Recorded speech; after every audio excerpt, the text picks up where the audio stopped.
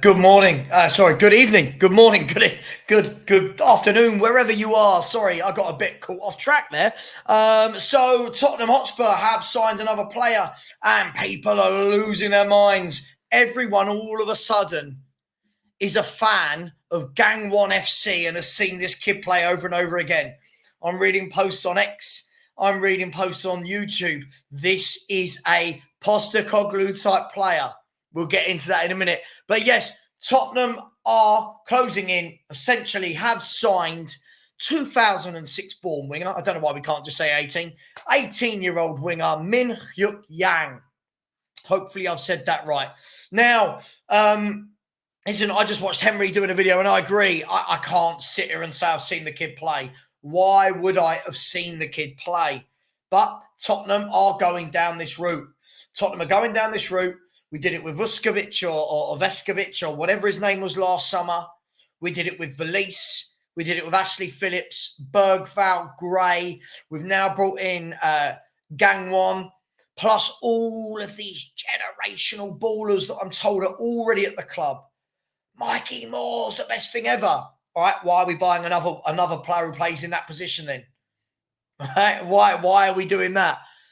Lancashire's the best. Why did we buy Valise? Like, I'm just a bit confused. Listen, I've got no problem with Spurs signing youth players. I've just never known it to this extent where it's constant. Now, hopefully this doesn't affect the first team signings. But so far, what we've seen this window, this is what the window has been. So forgive me if I'm not going to get as excited about a kid that I've never seen play, right? Who the skeptical side of me, and I've just seen someone else post about this, the skeptical side of me is, hang on, Daniel Levy makes a lot of money from marketing in Asia via Sun. Sun's getting a bit older. We've now got the heir to the marketing.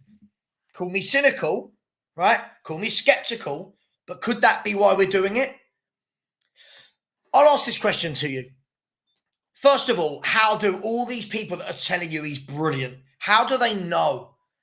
There is no way everyone has watched this kid play. There's no way. And the moment Spurs announce it, I'm seeing these posts going, this boy is amazing, technically gifted. And this is my favourite. He's an Ange type player. Come on, can I ask the question, what is an Ange type player? Last year he signed Brennan Johnson. Is that an Ange type player? Werner, is that an Ange type player? Kulu, is that an Ange type player? Valise, Solomon, are these Ange type players? Phillips, a guy he didn't even give a minute to last year. Valise, a guy who went on loan. Are these Ange type players? So all of a sudden, why do we all know? Why does everybody suddenly know that this is what Ange wants? Yeah, and this guy is generational. Listen, I know that the kid is going to be staying at his current club until January. Good luck to him.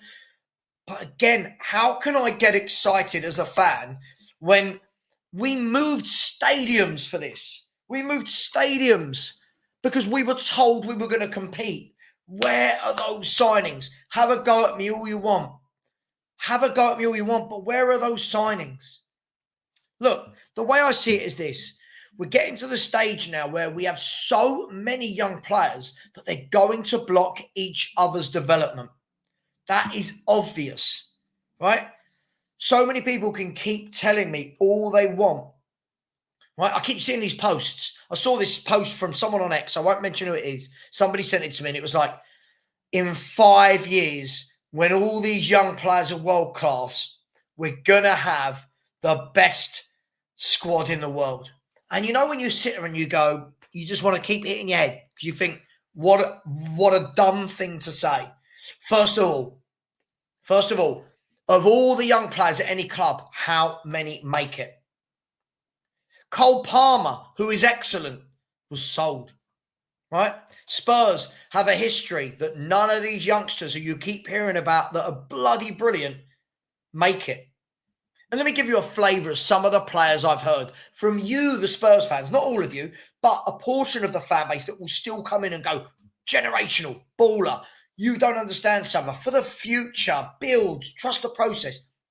I heard this with Dean Parrott. I heard, now some of you guys won't even remember these players. I heard this with Dean Parrott. I heard this with John Bostock. I heard this with Andy Turner when I was a kid, right? I heard this with Lee Barnard. I heard this with Dane Scarlett, who can't get a game for love nor money, and when he goes on loan can't score goals. We heard this with Jack Clark. We heard this with Ryan Sessegnon. We heard this with Joe Roden. We heard this with Gedson Fernandez. We heard this with Ndombele.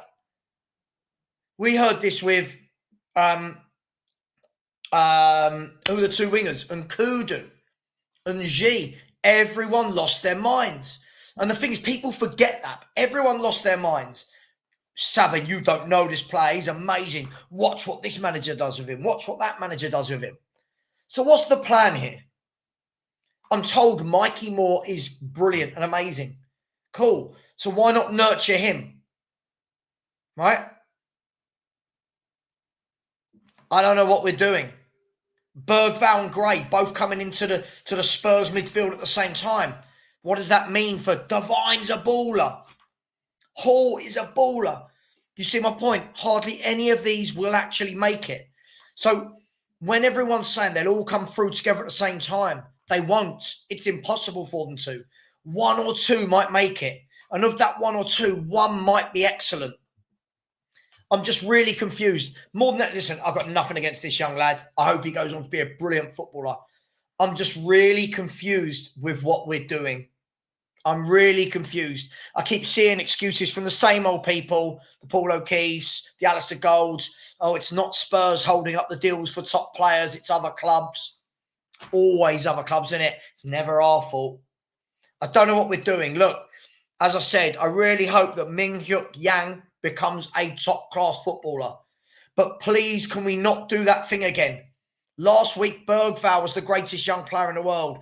Now it's this kid. A week before, it was Gray. Before that, it was Troy Parrott. We just sold him for £6 million.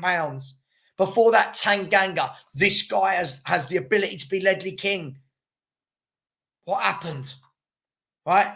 So please stop saying that every young player is amazing. Right?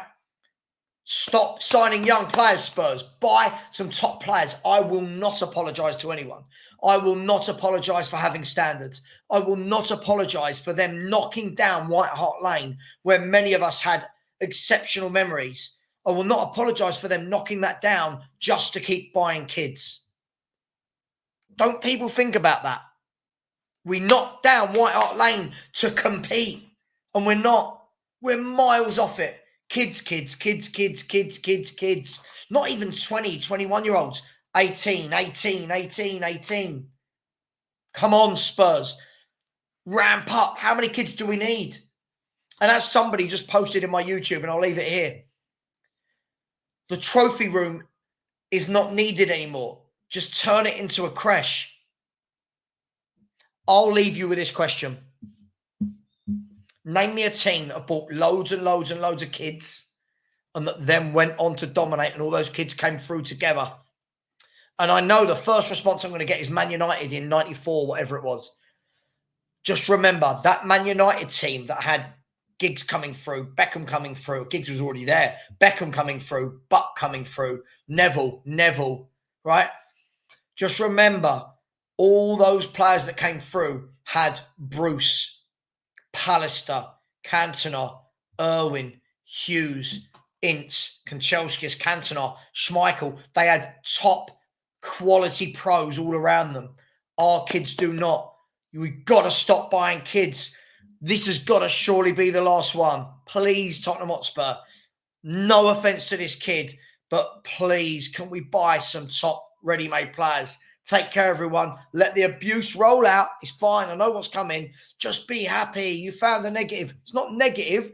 I want some positives. I want to see some top signings. Take care, everyone. And as always, come on, you Spurs. See you at 7:30. We're live.